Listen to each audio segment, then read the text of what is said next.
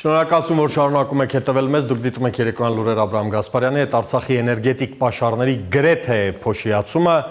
լուրջ խնդրի առաջ է կանգնեցրել հայկական երկրորդ հանրապետությանը։ Հետպատերազմյան Արցախի ջրային եւ էներգետիկ պաշարների վերականգնումը կամ վերակազմավորումը նոր մարտահրավեր է նաեւ Հայաստանի համար։ Աշխարհաքաղաքական նոր իրողությունները, Ադրբեջանին տրված տարածքները, Հայաստանի հորիզոնական ապաշրջափակման միֆը, ամենայն դեպս այսօրվա դրությամբ, նոր հրամայականների առաջ են մեզ կանգնեցրել։ 4-5 հաղորդում եմ նվիրել Թուրքիայի եւ Ադրբեջանի ջրամբարներ կառուցելու քաղաքականությանը եւ զգուշացրել, որ դեռ 2019 թվականից Անկարան իր տնտեսական քաղաքականության առաջնահերթությունն է համարել ճանապարհների եւ ջրամբարների կառուցումը, այդ թվում Հայաստանի հետ սահմանին։ Հիմա թուրքական երկու պետությունները, Թուրքիան ու Ադրբեջանը, ինտենսիվորեն անցել են գործի եւ հայկական զույգ պետությունների սահմանին կառուցում են ջրամբարներ։ Ավելի պատկերավոր, նայեք էկրանին, պատկերացնենք նախ Արցախի շուրջ ստեղծված վիճակը։ Արցախի քարտեզն է եւ այստեղ պատկերված են այն ջրամբարները, որոնք այս կամ այն կերպ մեծ հաշվով, մեծ ջրամբարները, որոնք անցել են Ադրբեջանի հսկողության տակ եւ որոնք որ մնացել են մեր հսկողության տակ։ Առաջինը Մատաղիսի ջրամբարն է, սրա համար Ադրբեջանը զոհաբերեց հարյուրավոր զինվորների, սա ծավալը 5 միլիոն խորանարդ մետր է։ Երկրորդը Խաչենի ջրամբարն է, այստեղ Խաչենի ջրամբարի ծավալը մինչև 25 միլիոն խորանարդ մետր է եւ հիմնականում ոռոգման նպատակով է օգտագործվում։ Այստեղ կա վարանդա 1, 2, 3, վարանդա 1-ը դարձյալ ոռոգման նպատակով է, ինչպես վարանդա 2-ը, իսկ վարանդա 3-ը ոռոգման նպատակով օգտագործվել է, բայց հիմնականում այս ջրամբարից օգտվող բազմաթիվ արցախյան համայնքներ են եղել։ Ծավալը 10 միլիոն խորանարդ մետր է։ Ամենամեծը Սարսանգի ջրամբարն է, որը մեզ մոտ է գտնվում, ծավալը 565 միլիոն խորանարդ մետր է հատերքում։ Այստեղ Սարսանգի ջրամբարը։ Քաշաթաղի ջրամբարը, սա մեր տարածքում է գտնվում, բայց կյանքը վտանգված է։ Քաշաթաղի ջրամբարը։ Մի կողմից փաստորեն Թուրքիան է ցամաքեցնում Հայաստան մտնող գետերը, մյուս կողմից այդ գետերի մեզ մնացած ծանծաղ պաշարները հոսում էին Ադրբեջան։ Եթե ճամարտակելու եւ դատարկաբանելու փոխարեն իշխանությունը գործ աներ, կկարողանայինք այս ջուրը ամբարել մեր երկրի տարածքում, Արցախի տարածքում։ Հավասարապես խոսքը վերաբերվում է նախկին ներկա բոլոր իշխանություններին, որոնք ջրային պաշարների կառավարմանը ոչ մի պատշաճ ուշադրություն չեն դարձրել, ֆինանսներ չեն հատկացրել, ներդրումներ չեն գտել, գտածին էլ վանել են, ատկատ են աշխատել, փողը նպատակային չեն ծախսել։ Իշխանությունը եթե ունենար կամք ու ռազմավարություն, ընդհանրապես հայեցակարգ, ջրային այս պաշարների խնդիրը կկարողանայինք լուծել եւ զսպել թշնամուն, որի հեռահար նպատակը դարձյալ ասում եմ, Հայաստանի անապատացումն է։ Պատերազմից Ադրբեջանին ավարտ տրվեց լիքը ջուր։ Ադրբեջանը աչք ունի Սևանի ջրերի վրա։ Սա ես չեմ ասում։ Սա կովկասյան թաթարների ռեբրենդինգ եղած այդ պետության բարձրաստիճան պաշտոնյաների հայտարարությունն է, որը մաս է կազմում իրենց երկրի անվտանգային ռազմավարության քաղաքականությանը։ Եվ միայն միամիտ կատնակերները կփորձեն հակառակը համոզել եւ ասել, որ Թուրքը կամ նրա կովկասյան սորտը այդպիսի նպատակ չունի, որ խաղաղասեր է, որ Հայաստանի ու հայ ժողովրդի հանդեպ քրոնիկ ատելությունը մեղմվել է, որ։ Այդպես մտածում են միայն Թուրքի եւ ադրբեջանցու արչեւ գորգի կարգավիճակ ունեցող տգետները։ Հայաստանի ջրային ամենամեծ ավազանը Սևանը, Ադրբեջանի համար երկրորդ թիրախն է Սյունիքից հետո։ Ճիշտ է իշխանությունը մեր երկրում փորձում է այդ ամենի մասին չխոսել, մոռացության մատնել, բայց նորմալ մարդիկ երևի կհիշեն, որ կապիտուլյացիայի թշվառ հայտարարությունից հետո ադրբեջանցիները քարվաճառից Սևանն էին նկարում։ Թուրքերեն կենացներ ասում, խմիչք արտադրում հենց Սևանա լճի նկարով։ Պարզ ասած, նրանք Սևանի վրա էլ աչք ունեն։ Իսկ ինչ կլինի, եթե թշնամին մի օր որոշի մեր գլխին ջրի միջոցով մի նոր փորձանք բերել։ Հատկապես այն դեպքում, երբ խմելու ջրի հիմնական պաշարները նրա քթի տակ են։ Մի պահ դիտեք իմ գործընկեր Վովա Հովսեփյանի պատրաստած տեսանյութը, որը վերնագրել ենք «Թշնամին տիրանում է Հայաստանի ջրերին»։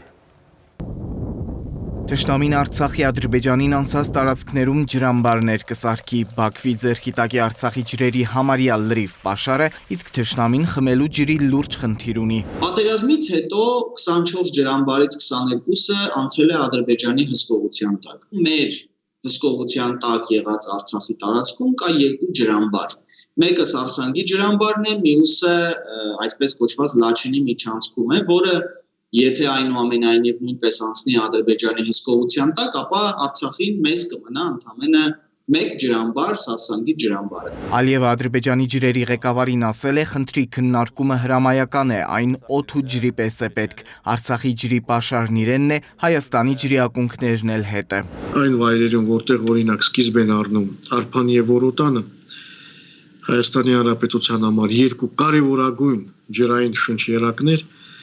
նրանք մոտ 5-ից 10 կիլոմետր խորությամբ են գտնվում Քարվաճարի տարածքում Հայաստանի Հանրապետության սահմանից, եթե հաշվի առնեք, գոնե այնտեղ տեղակայված լինեն միջազգային դիտորդներ։ Թշնամին մեր ջրերի հետ ինչ ուզի կանի, Թուրքիան եթե ջրամբարներ սարքելով 60% կրճատեց Արաքս գետի Հայաստան մտնող պաշարը, Ադրբեջանը կարող է ավելի սարսափելի բաներ անել։ Որոտանը եթե վերջում հասնում է Ադրբեջան, ապա Արփան մնում է Հայաստանում։ Արփան հոսում լցվում է Կեչուտի ջրամբար, ջերմուկի մոտ, անցնում է ջերմուկի միջով, լցվում է Կեչուտի ջրամբար, այնտեղից էլ Արփասևան թունելով հասնում է Սևանալիճ։ Իսկ Սևանալիճը, գիտեք, Հրազդան գետով արդեն ջուր է մատակարարում Արարատյան դաշտին, ընդհանուր Հայաստանի կենտրոնական հատվածներին։ Թշնամին ամեն ինչի է պատրաստ, պատերազմից շատ չանցած Քարվաճարի սարերից սևաններ նկարում, Ադրբեջանի պաշտպանության նախարարությունը հաճախ է հոլովակներ ցույց տալիս Արցախի իրենց անցած ջրի պաշարների մասին։ Վտանգված է Սևանալիճը, իսկ Սևանալիճը Մայր Հայաստանի ջրային պաշարների 80%-ն է, իսկ եթե թունավորվի Սևանալիճը, ամբողջ Գեղարքունիքը, ամբողջ Վայոց ձորը, Սյունիքը, ինչպես նաև մայրաքաղաք Երևանը, բոլորը կլինեն վտանգի տակ։ Թշնամին քաղցրահամ ջրի պաշար չուներ, տիրացավ նոյեմբերի 10-ին։ Հիմա ջրամբարներ կսարքի, Արցախի ջուրը կքաշի կտանի, կփոխի նաև գետերի հունը, իսկ Հայաստանը կմնա ծարավ Թուրքիայի ու Ադրբեջանի ձեռքով։ Վովա Հովսեփյան, Սուրեն Պողոսյան, Armnews։ Ջուրն իր հերթին Ալիևը վերջերս ստորագրեց հրաման, որով նախատեսվում է կառուցել $100 միլիոն արժողության և 230 մեգավատ հզորությամբ աշխատող արևային էլեկտրակայան։ Աբսուրդը գիտեք որն է, որ այդ պայմանագիրն Ադրբեջանը ստորագրել է Արաբական Միացյալ Էմիրությունների ամենահայտնի ընկերության Մասդարի հետ։ Մասդար արաբերեն նշանակում է աղբյուր և ծոցի արաբական երկրների ամենահայտնի էներգետիկ ընկերությունն է, ներդրումային պորտֆելն էլ այնքան հարուստ, որ գործակցում է ամերիկյան ու բրիտանական ամենաառաջատար տեխնոընկերությունների հետ։ Էմիրատական այս ընկերության կենտրոնական գրասենյակում անձամբ եղել եմ դեռ 2017 թվականին և հիշում եմ մեր պետական բարձրաստիճան էներգետիկ պատվիրակություն, եթե կարելի է այդպես ասել, լուրջ բանակցություն էր վարում և փորձում արաբ գործընկերների անապատի արևը մի քանի մեգավատով բերել Հայաստան։ Հայ-էմիրատական բանակցային պատմության և օրակարգին քաջատեղյակ լինելով կարող եմ վստահորեն ասել, որ Աբու Դաբին քաղաքական և գեոպոլիտիկ լուրջ շահագրգռություն ուներ Հարավային Կովկասում, չհաշված հայերի և Հայաստանի նկատմամբ բիզնես հետաքրքրությունները և դրական վերաբերմունքը։ Սա ասում եմ շատ մեղմ, չբացելով փակագծերը և քաղաքական օրակարգի համատեղ հետաքրքրությունները։ Ասել կուզի, Էմիրությունների համար կարևոր էր և էական, որ Կովկասից հարավ հոսող փողը նախ մտներ Հայաստան։ Իսկ ինչ արեց Հայաստանի դիլետանտ և կաթնակեր իշխանությունը։ Կարճ ասեմ, ձեռքից բաց թողեց մեծ մերձավոր արևելքի ֆինանսական հսկա էմիրություններին։ Ուրեմն այս Մասդար ընկերության ներկայացուցիչների 2019-ին եկան Հայաստան և առաջարկեցին ոչ թե Ադրբեջանի նման 100 միլիոնանոց, այլ ուշադիր $500 միլիոն, $500 միլիարդ ներդրում իրականացնել Հայաստանում։ Ապիկարների եւ դիլետանտների այս իշխանությունն այդ ժամանակ սև սպիտակ էր խաղացնում, դատարկ փուչիկներ բաց թողնում, տնտեսական ինչ-որ հրաշքների մասին խոսում, բայց եւ մյուս կողմից մասդարի պես հսկա ընկերության հետ խոսում նախապայմանների լեզվով։ Պատկերացնում եք տկարամտության աստիճանը։ Փաշինյանին թողնեց միայն սոփեստաբանի, կոկորդիլոս բուծող ենթականերն էլ կաթիլային ոռոգման դաշտերի մասին ասեն, ունենք այդպիսի 40,000 հեկտար տարածք, էկոնոմիկայի նախարարին թողնես կխոսի տնտեսական երկնիշ աճի հեռանկարի մասին, այն էլ հետ պատերազմյան երկում, մի քիչ էլ խորանաց կասի Ալամ աշխարհը հերթ է կանգնել ժողովրդավարության բաստիոն Հայաստանում ներդրումներ իրականացնելու համար։ Մտոք գաճաճ այս իշխանությունն այնպես արեց, որ մաստարը փախչի Հայաստանից։ Հերիք չէ գնա Ադրբեջանում ներդրում անի։ Մի հատ էլ այդ մրցույթին մասնակցած մյուս երկու ընկերությունները այդպես էլ ներդրում չկատարեն Հայաստանում։ Տոտալ տապալված իշխանություն, որի պատկերացումները տնտեսության ու պետության մասին մեղմ ասած մանկական են։ Պետությունը քաղաքականապես արկածախնդիրների եւ անգետների ձեռքն է մնացել, որոնք ոչ պատմություն գիտեն, ոչ քաղաքականություն, ոչ տարածաշրջանի երկրներին, հարևաններին, թշնամիներին են ճանաչում։ Թուրքիայի հետ սահմանի բացման մասին են խոսում եւ այնպես ինքնագոհ, ասես այդ սահմանի բացման աշխատանքը շատ հեշտ է անցնելու, ինչպես դեմարկացիան եւ դելիմիտացիան արեցին Արցախում եւ Սյունիքում։ Ասես հականազերծման աշխատանքներ չկան, ասես Թուրքիան միամիտ պետություն է, նման փորձ երբևէ չի ունեցել։ Թուրքիայի նման պետությունը Փաշինյան Սիրիայի է տեսել, Իրաք, Հունաստան, Կիպրոս, դուք ինչ եք տեսել այս հարցում։ Իսկ դες ընդհանրապես ասել են Թուրքիան ինչպես է տարածք ականազերծում, սահման գծում եւ ինչ ռազմավարական հերահար նպատակներ իրականացնում այդքանից հետո։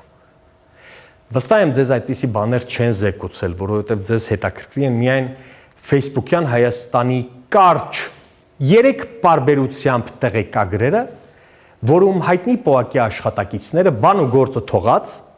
տարածաշրջանում իրադարձությունների մասին վերլուծություններ անելու փոխարեն լատինատար կամ հայատար պաշտպանում են ձեզ եւ ֆեյքերով հայհոյում քաղաքական ձեր հակառակորդներին։ Ձեզ պետություն ղեկավարելու հարցում դա է հետաքրքիր, ոչ թե գեոպոլիտիկան։ Նայեք ու տեսեք ինչ արել Թուրքիան մերձավոր արևելքում։ Սիրիայի քարտեզն է,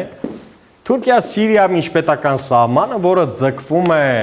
Հաթայից կամ Ալեքսանդրետի սանջակից մինչև Իրաքի հետ սահման արևելքում ընդհանուր 909 կիլոմետր երկարություն։ Թուրք-սիրիական սահմանը 909 կիլոմետր է։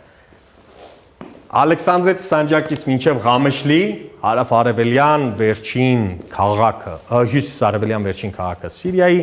Թուրքիան Սիրիայի հետ ունի 20 անցակետ, 20 սահմանային անցակետ։ Մի փոքր պարզապես ուզում եմ տեղեկացնելու համար, սա շատ կարևոր տեղեկություն է, որպեսզի բոլորս հասկանանք, թե Թուրքիայի հետ սահմանազատման կամ սահմանների ականազերծման բանակցային գործընթացի մեջ մտնելիս ինչով պետք է զինվել, ինչ գիտելիքներ պետք է ունենալ, ինչպիսի փորձ պետք է յուրացնել թուրքական փորձը։ Ուրեմն 2000 թվականը մինչև կարելի ասել 98 թվական, երբ որ թուրք-սիրիական հարաբերությունները հասել էին լարման գագաթնակետին եւ կարելի ասել այդ հիմնականում Քրդստանի բամորական կուսակցության PKK-ի հետ կապված խնդիրներ, որը անհանգստացնում էր Թուրքիային եւ լուրջ սպառնալիք էր հանդիսանում Թուրքիայի պետության համար, այն ժամանակվա նախագահ Վաղամերիկ Հաֆեզ Ասադի հետ Թուրքիան լեզու չէր կարողանում գտնել մինչև 98 թվական, երբ թուրքական տանկերը պարզապես ամբողջ այսպես Սիրիայի հետ սահմանին տարածվեցին, կանգնեցին եւ մեկ պայման էր Թուրքիայի զինվորականությունը բանակը։ Նաև անվտանգության խորհուրդ, ազգային անվտանգության խորհրդի մակարդակով այդ հարցը քննարկվեց, մեկ խնդիր էր դրել կհանձնես Օջալանին, ես կկարգավորեմ ջրային ռեսուրսները, որովհետև Թուրքիան կաթիլներով էր այսպես տալիս, եթե կարես է կաթիլային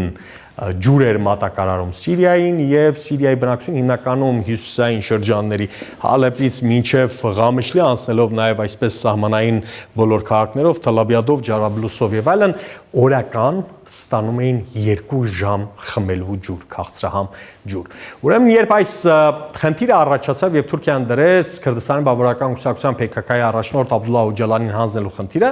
Սիրիան նահանջեց բնականաբար այդ քայլը կատարեց եւ հատուկ կազմակերպված օպերացիա, որին մասնակցել էր նաեւ իսրայելական Մոսադը, աֆրիկյան երկրներից մեկում Օջալանին բռնեցին, բերեցին, հանձնեցին եւ դրանից հետո սկսվեց թուրք-սիրիական հարաբերություններում ձնհալի շրջան, եթե կարելի է ասել։ 2000 թվականին, երբ որ Բաշար Ասադը Հաֆեզ Ասադի որդին փոխարինեց իր հորի իշխանությունում, Սիրիայի արտաքին քաղաքականության այսպես ուղղություններում հետաքրքիր փոփոխություններ պիտի կատարվեին, որովհետև Իրաքի դեմ պատերազմ, Մերձավոր Արևելքում ամերիկյան ազդեցության ուժեղացում եւ Սիրիան պիտի կարողանար, պիտի փորձեր ավելի շուտ շնչուղիները բացել, դիվանագիտության շնչուղիները բացել, այդ ուղղություններից մեկը կամ շնչուղիներից մեկը հենց Թուրքիան էր։ Ուրեմն ուշադիր 2004-2010 թվականներին 6 տարի Սիրիան ու Թուրքիան մեղրամսային հարաբերությունների մեջ մտան իրար հետ։ Էլ փոխադարձ տնտեսական համաժողովներ, էլ սահմանային միջոցառումներ եւ այս ամենի մեջ բնականաբար այդ խանդավառությունը եւ հախուռն վերաբերմունքը, որ Սիրիայի բարձրաստիճան պետական պաշտոնյաները ցույց էին տալիս թուրքերի նկատմամբ, ասում որ մենք բացվում ենք, մեր մեջ ատելություն չկա, մենք եղբայրներ ենք եւ այլն, Օսմանյան համատեղ ժառանգություն ունենք։ Թուրքիան այստեղ գործածեց սիրիացի պետական պաշտոնյաների միամտությունը եւ 2006 թվականին մեծարելով, այսպես փուչիկ դարձնելով Սիրիայի արտաքին քաղաքականությունը, որ բացվել է Թուրքիայի նկատմամբ, խնդիր դրեց սիրիական իշխանության առաջ ականազերծել թուրք-սիրիական սահմանը։ 909 կիլոմետր տարածք երկարություն։ Սիրիան իր հաշվին, իր պետբյուջեի հաշվին եւ Թուրքիան հասավ այն հաջողության, որ այս սահմանային լարումը թեթևացնելու եւ ականազերծման աշխատանքները սիրիական պետությունը ֆինանսական հոգսեր ամբողջությամբ ինքը հոգա։ 2006 թվականից սկսվեց, բացվեց սահմանադուռը, Թուրքիան գնաց հերթական խորամանկ քայլին բնականաբար, ստեղծեց արդյունաբերական այնպիսի ձեռնարկություններ իր տարածքում, շատ ցածր ինքնարժեքով, սպաննելով Սիրիայի փոքր եւ միջին ձեռնարկատիրությունը ընդհանրապես։ Հիմա ես մի թիվ կհրապարակեմ, շատ նեղ մասնագետները գիտեն այդ մասին։ Հալեպի նահանգից մինչև Ջազիրայի շրջան, մինչև Ղամիշլի փոքր եւ միջին ձեռնարկատերերի թիվը, որոնք փակեցին իրենց բիզնեսը թուրքական ագրեսիվ տնտեսական քաղաքականության եւ դեմպինգի քաղաքականության պայման 14000 ձեռնարկություն պարզապես փակվեց եւ չքվեց։ Ես ինքս անձամբ գիտեմ այնպիսի գործարանատերերի, որոնք իրենց գործարանները ամբողջությամբ փակեցին, հաստոցները վաճառեցին, որովհետև իրենց արտադրանք, իրենց ապրանքը մրցունակ չէր։ Եվ բնականաբար այս ամբողջը ուզում եմ կապել նաև այն փաստի հետ, որ առանց սահմանների երկու եղբայրական պետությունների կամ երկու այսպես դիվանագիտական բարձր մակարդակի հարաբերություններ ունեցող երկրների միջև առանց ականների սահմաններ, ականազերծված տարածքները վերջում բերեց այն իրողության, որ 2010 թվականին 10-11 թվականին, երբ որ ամբողջ Մերձավոր Արևելքում արաբական գարուն անվանում նստածած երևույթը թևածեց Թունիսից մինչև Սիրիա, բնականաբար տերորիստական, զինյալ, արմատական ամենամեծ խմբավորումները Թուրքիան այդ տերորիստներին իրենց զինտեխնիկայի հետ ամբողջ արսենալը անցկացնում էր հենց այս սահմանով։ Եվ Սիրիայի անվտանգային հետախուզական կառույցները ոչ մի հնարավորություն չունեցան այլևս վերահսկել սահմանը։ Մինչև օրը Սիրիայի Իդլիբ նահանգը, վստահ եմ մեր հայ հեռուստադիտողը գիտի, այդ մասին շատ եմ խոսել, ամիսներ շարունակ խոսել եմ, նաև այս վերջին պատերազմի ընթացքում, որտեղից Թուրքիան տերորիստներին իրենց ընտանիքներով վերցրեց եւ այժմ էլ բնակեցնում է եւ նպատակ կա, հեռահար նպատակ կա Ադրբեջանի օկուպացրած զավթած Արցախի տարածքներում, խոսքը Արցախի հարավային շրջանների մասին է, հենց այս նահանգում դեռևս մինչև օրս Թուրքիայի հովանավորությունը վայելող տերորիստական խմբավորումները գտնվում են եւ Թուրքիան օկուպացրել է Սիրիայի Իդլիբ նահանգը անվտանգության նկատառումներով։ Ասել կուզի,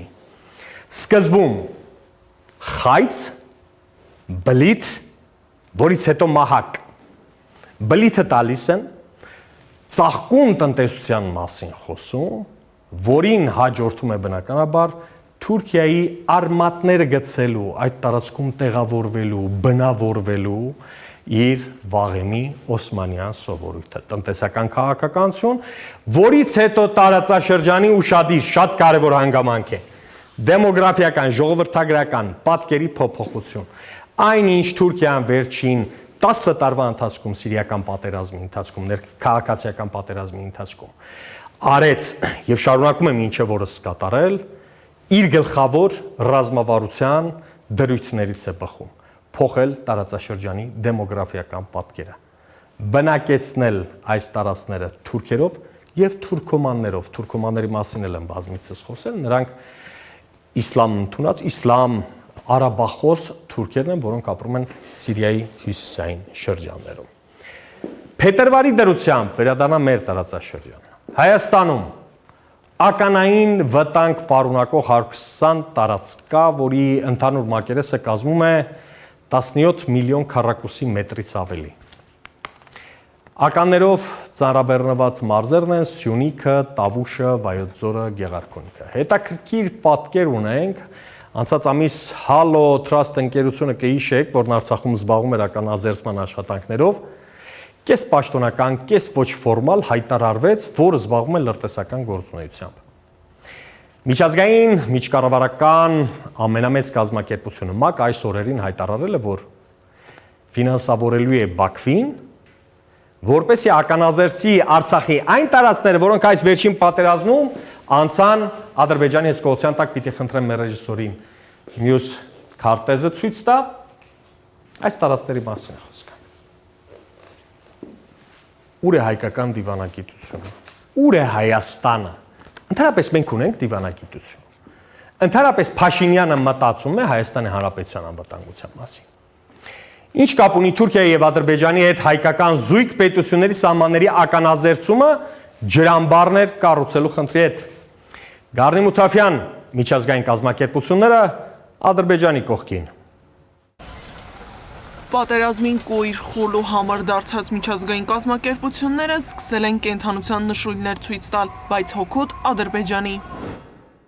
UNDP ճգնաժամի արձագանքման և ՄԱԿ-ի արտակարգ իրավիճակների արձագանքման կենտրոնի ֆոնդից $1 միլիոն աջակցություն կցուցաբերի Անամային արտակարգ վիճակի արձագանքման խմբերի վերապատրաստման, վերազինման և տեղակայման համար ականներ և չպայթած ականներ մաքրելու համար, որոնք լուրջ վտանգներ են ներկայացնում հակամարտության գոտում ապրողների համար։ Ալիևն ու Էրդողանը փորձում են անձեռնամխելի դարձնել Արցախի բռնագրավված տարածքները, իսկ դրա գինը այդ տարածքները միջազգային կազմակերպությունների հովանու ներքո պահելն է։ Թե ջրամբարների կառուցումը եւ թե ընդհանրապես հանքարդյունաբերությունը, հանքերի շահագործումը մի նպատակ ունի, այդ նպատակը այն է, որ տարածքների ամրագրումը տեղի ունենա Ադրբեջանի վերահսկողության ներքո։ Մեկին ֆինանսավորում է, իսկ մյուսին զրկում, պատերազմից առաջ Halo Trust-ին չֆինանսավորելն ու ՄԱԿ-ի ու Ադրբեջանի համաձայնագիրը փորձագետները պատահականություն չեն համարում։ Միջազգային հանրության լուր, այսպես ասած, համաձայնությունը խոսում է նրա մասին, որ իսկապես իրենք լավ տեղեկացված են եղել եւ իրենք իրենց լուր համաձայնություն են տվել 2020 թվականի աշնան պատերազմի։ Այնպես որ չեմ կարծում դրանք պատահականություններ են։ Միջազգային հանրության լռությունն էլ ունի իր պատճառները, մի կողմից տարածաշրջանային նկրտումներն են, մյուս կողմից էլ ուզում են Իրանի շուրջ օղակը սեղմել։ Պայմանավորված է այդ տարածքների նկատմամբ հանքարդյունաբերության այսպես հեռանկարով եւ երկրորդ ցանկությունը այն է, որպեսզի Իրանին վերցնեն ակցիանի մեջ, կարողանան Իրանի նկատմամբ ունենալ լիակատար վերահսկողություն, գոնե սահմանների առումով։ Իսկ Արցախն ու Հայաստանը կրկին միայնակ են, միջազգային կազմակերպությունն էլ Ադրբեջանի կողքին, իսկ կապիտուլյացիայի գնացած իշխանությունը բանակցության մեջ բեկում մտցնել չի կարող։ Գառնի Մութաֆյան, Սուրեն Պողոսյան, Arnews